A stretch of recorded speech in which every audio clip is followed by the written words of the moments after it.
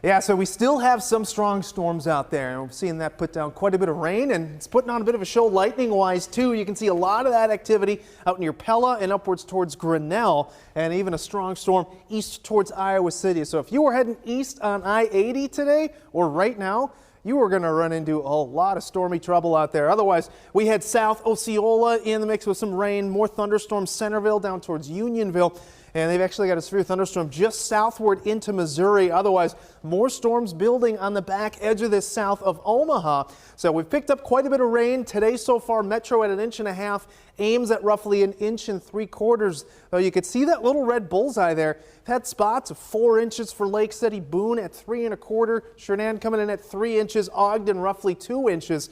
Your 12-hour forecast, though, ends that rain pretty soon. We're talking about temperatures back in the mid to upper 80s this afternoon with a stray chance at a shower or thunderstorm. Temperatures 70s to 80s across the state. And again, we'll have that chance for showers and thunderstorms for a little bit longer. Then more chances for your Friday as temperatures stay in the mid to upper 80s. A drier weekend ahead, though. Sunny skies Saturday and Sunday with highs in the middle 80s.